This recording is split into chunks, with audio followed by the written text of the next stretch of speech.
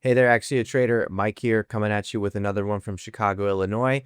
And today we're going to talk about quality versus quantity. So, this is a topic that has recently been on the minds of a lot of traders who've recently come into our blueprint program.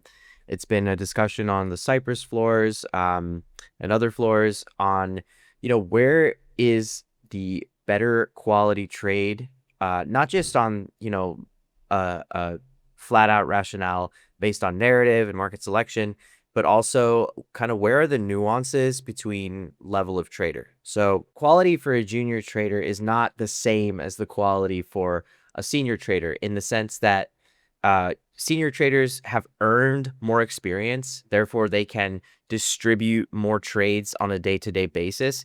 Not to mention they can afford that on the basis of commissions.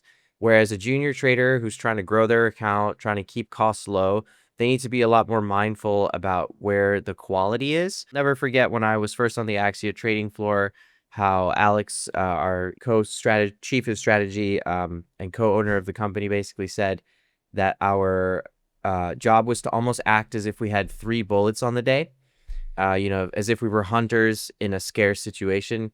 And in order to, be able to capture our food for that night, we only had 3 chances. Whereas a senior trader is going to have many, many more chances. And I wanted to talk a little bit about how we kind of measure that from a growth perspective as you go from junior to kind of mid-tier to senior tier, and where we measure your standardization from below average to above based on that main fundamental notion of like, where are the quality trades? How much do I actually want to trade in this environment? Where do I want to allocate and save my risk?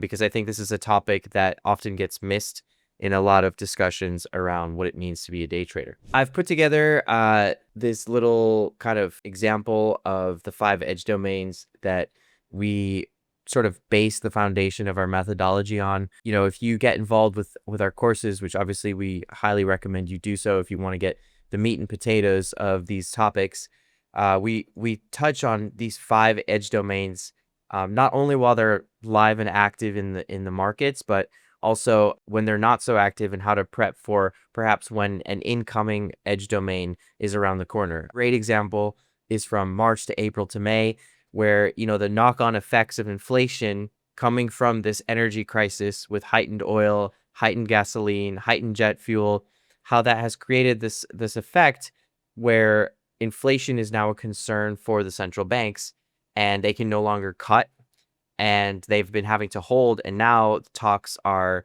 in play for hikes. So Axia has always prided itself on our central bank methodologies and our skills within that domain. Some of the earliest Axia success was on central bank trading. If you want to learn how to do this type of trading, you want to get proficient and professional in this kind of trading, which a lot of people see it as kind of this scary, overcomplicated environment. Make sure you click that link, elitetraderworkshop.com, below, to make sure that you can get connected with coaches like myself, Richard, Alex, on how we're managing this landscape right now, where yield curves are steepening and now banks are being strong-armed by the markets to essentially hike rates into this coming cycle. So when and where a trade is most fruitful comes down to understanding when a narrative is sequencing. And I've talked a lot about sequencing in previous videos, but what's more important is that as you learn to sequence these domains, you also learn as a trader where the trade is most fruitful and where you can apply, first of all, patience and discipline, and then understanding how to manage that size on where you execute, not just on the set event, but also the right asset class. So if you're trading an ECB, you're going to be distributing in German government bonds, in the euro, maybe not so much in US bonds or in US centric assets, right? Understanding those things is what defines whether a trade is fruitful or not, and knowing again where to look as you prep for those structures coming out of what has recently been an environment where oil is the most fruitful, picking different risk assets that are most fruitful against the oil narrative.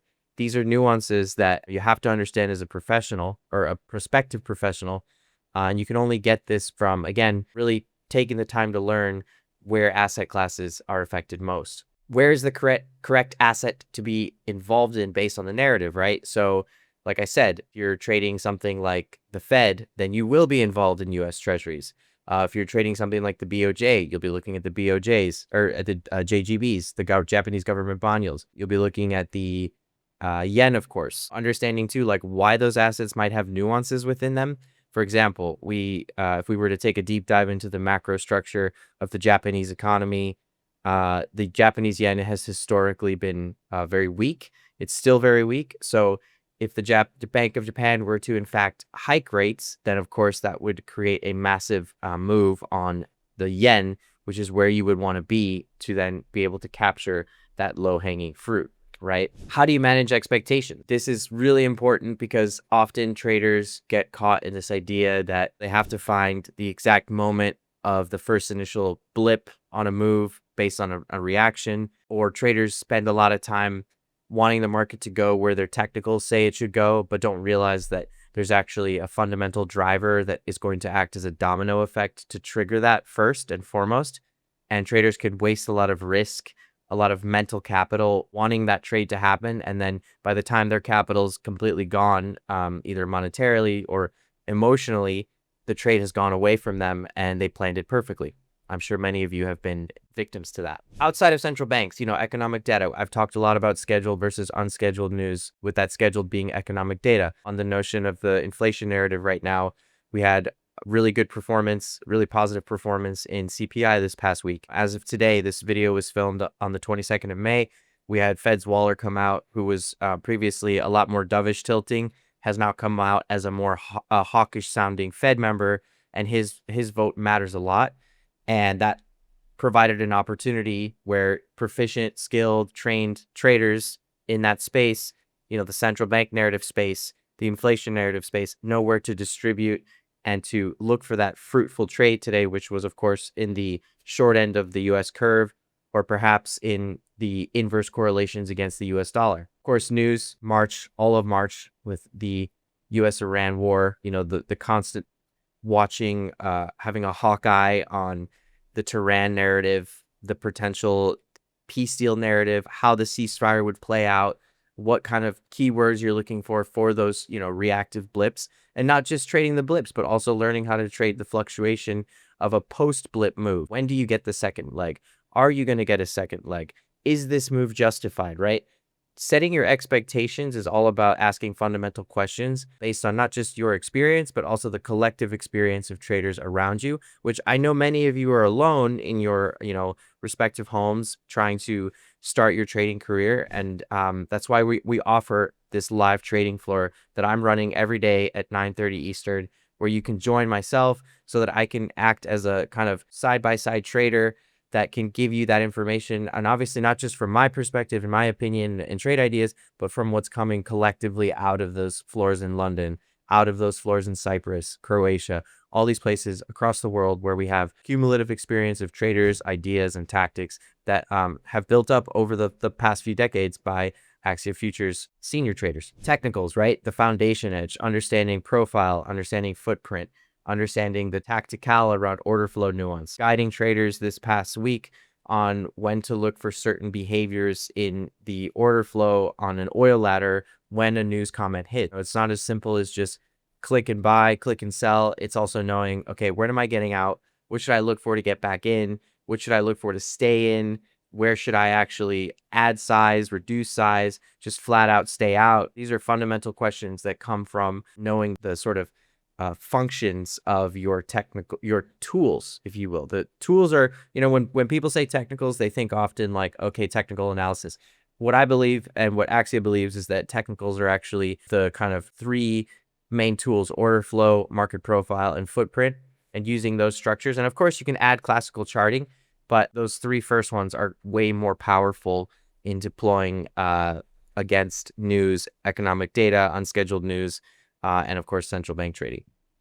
Flow events. So this is your options expiration dates, your market on close every day, 10 minutes before the New York Stock Exchange closes. Sudden flow that starts to get triggered by a specific market event, whether it's, again, geo macro, central bank, or perhaps it's a micro narrative within a specific stock that has a large cap weighting within the equities. So like a Nvidia, maybe earnings, maybe some kind of isolated crisis within a regional bank that's affecting the overall market consensus.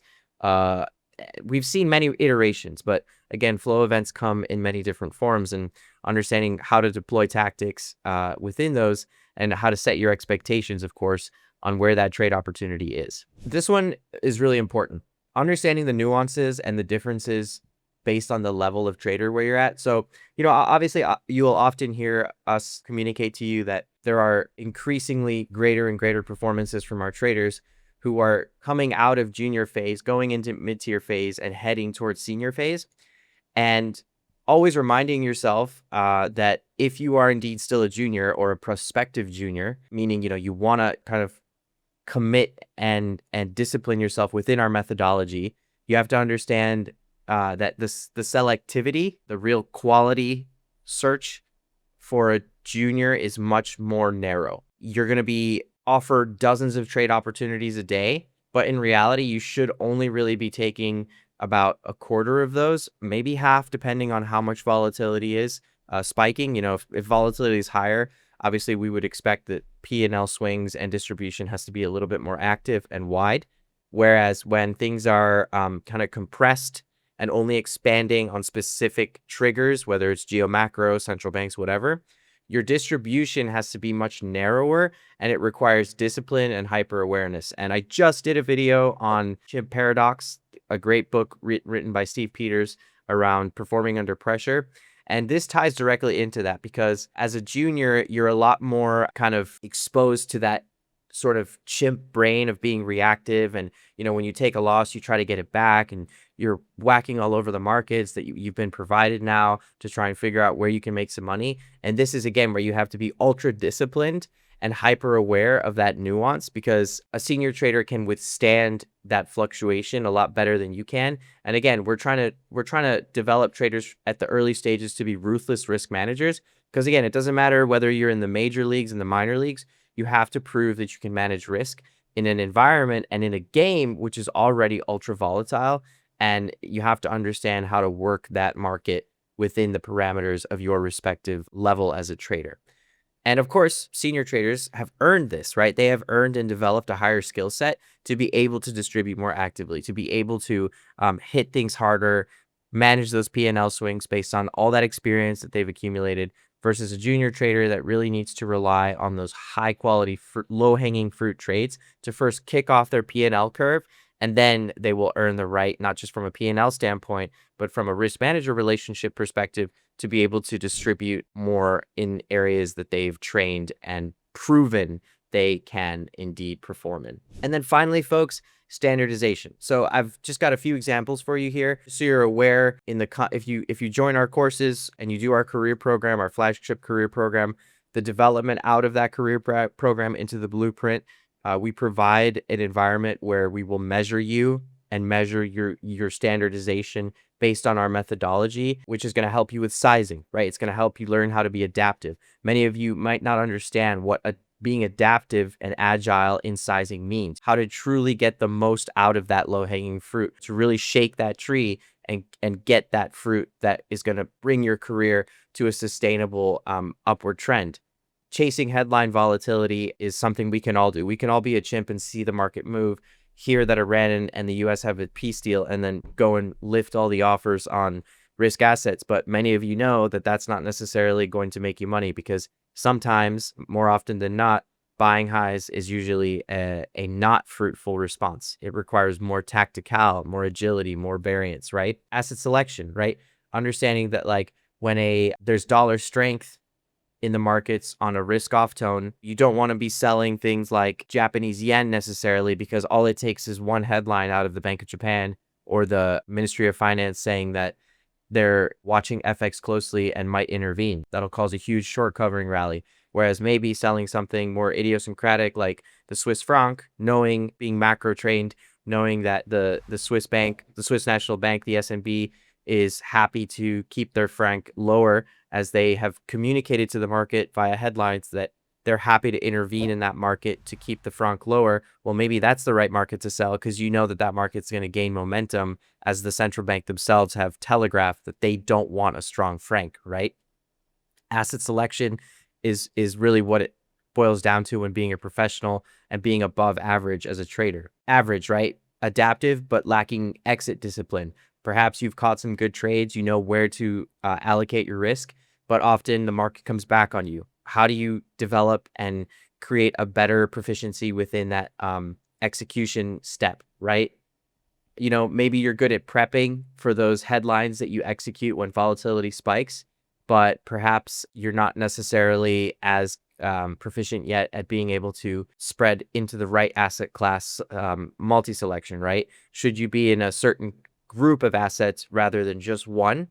And should you apply the tactics that you've developed for one asset class successfully into another one to even then increase that P&L feedback? And again, above average is going to be things like sizing in preemptively, having those triggers set to be able to be the fastest and the first one in. A lot of our Axia floors compete on this front because as news flows get more active, it's often that a news flow will hit, even the squawk will be a little delayed, then the financial media is delayed. So the fastest finger first, which is a tactic that we do pride ourselves on teaching and providing you knowledge on, this is an above average execution, an above average place to be as a trader that we look to make sure all of our traders develop and get to the point where they are achieving this level of above average performance. Really working on your scenario matrix planning, imaginary scenarios, not just from first iteration as a junior trader, but after you've gone through a full cycle.